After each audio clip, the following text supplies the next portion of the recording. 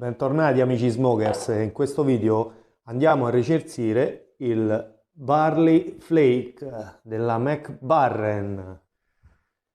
Questa latta da 50 grammi viene 24 euro o 24,50, non ricordo bene. Sarà che quando i prezzi sono un po' alti tendo a scordarli. Comunque sì, è un po' cara. Però l'ho voluta provare perché attratto dal fatto che è un barley di dominanza, diciamo, che c'è anche il Virginia e il Kentucky, una percentuale. Ovviamente non dicono come al solito, non dichiarano mai le percentuali, ma sul pacchetto, per esempio, ve lo leggo direttamente, c'è scritto a Barley Dominated Flake containing tobacco from three continents. The flake also contains ripe Virginia tobaccos and a small portion of dark fired Kentucky. Piccola porzione. Beh, comunque effettivamente è dominanza Barley e ho voluto conoscere finalmente questo tabacco che fa parte dei tre, in realtà sono tre le famiglie più grandi di tabacchi, Kentucky, Virginia e anche il Barley, solo che il Barley lo vediamo sempre come in piccole percentuali nelle miscele e che va, diciamo, sempre a smorzare un po' il suo lavoro che fa nelle miscele solitamente, va a smorzare un po' la forza, quella pungenza che può avere il Kentucky puro o il Virginia puro. E in questo caso è lui che domina. Il taglio è un taglio flake per l'appunto, che lo andiamo subito a vedere da più vicino. Ma se non l'avete già fatto, iscrivetevi al canale, vivi al canale e cliccate la campanella per non perdervi i prossimi video e lasciatemi un mi piace se pensate se vi è piaciuta la recensione. Il tabacco. E come vedete sono delle fettine regolari, non pesano, non sono proprio tutte uguali, non pesano tutte lo stessi grammi, sapete che sono malato, io le peso.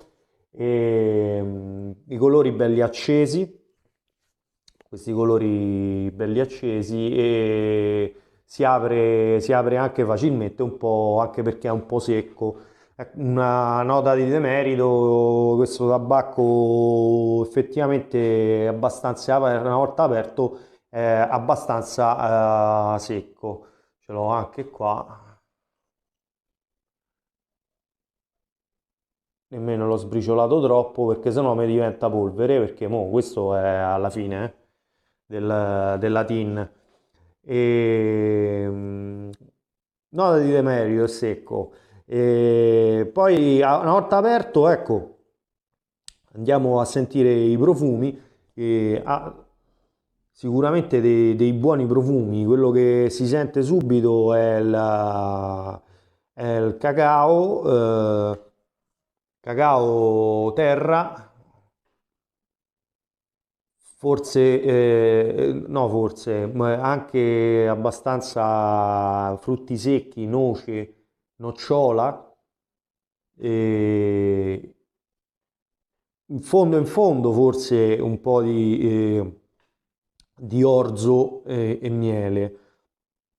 Il tutto devo dire tostato, si sente tostato, sia all'olfatto che in fumata. E devo dire, sono la caratteristica che anche in fumata tutti gli odori sono gli stessi e sono continui durante la fumata.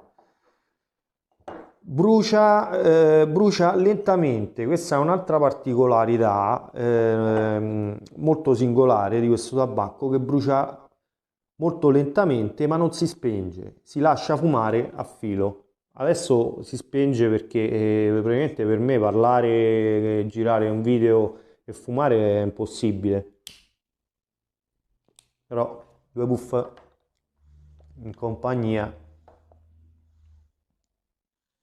è sempre un piacere. Vedete come tira a filo, come rimane? Ma non si spegne? Si spegne perché mo la lascio.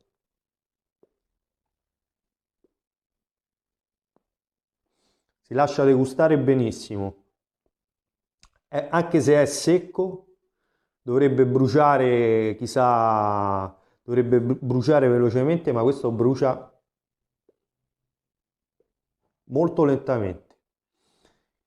I sapori, come vi ho detto, sono gli stessi che si sentono all'olfatto.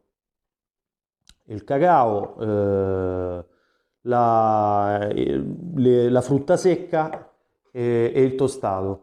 C'è questa Virginia che si affaccia e anche in basso, come dice la TIN, una piccola percentuale. Effettivamente, diciamo che se li dovrei fare una stima io al palato, direi un 75% Barley, 15 Virginia e 10-8 Kentucky. In effetti è il più basso.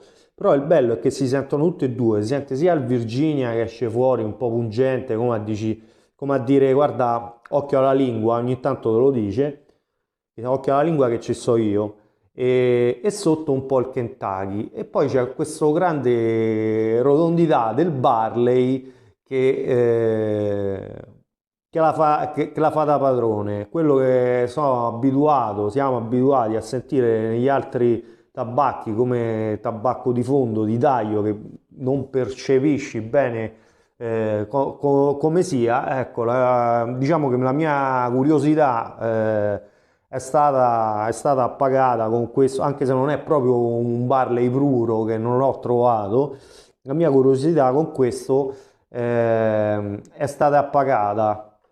Si sente gradevole anche il Virginia sotto, il Virginia e il Kentucky sotto. Dimenticavo, cosa molto importante, forza nicotinica e corpo molto basso, veramente light.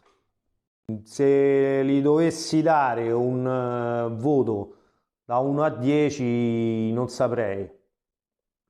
Forse 7 e mezzo, 7 e mezzo, 8, 7 e mezzo, dai, diciamo che se le due note dolenti sono un po' il prezzo perché è un po' carino e il fatto che sia secco. Se può essere stato un caso, ma la TIN era sottovuoto, può essere stato un caso, non lo so se a voi è capitato di trovare un'umidità ottimale o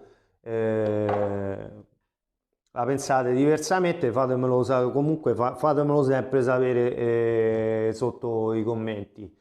Un altro puff y desde la cueva anche per oggi è todo. Hasta la prossima, amigos smokers.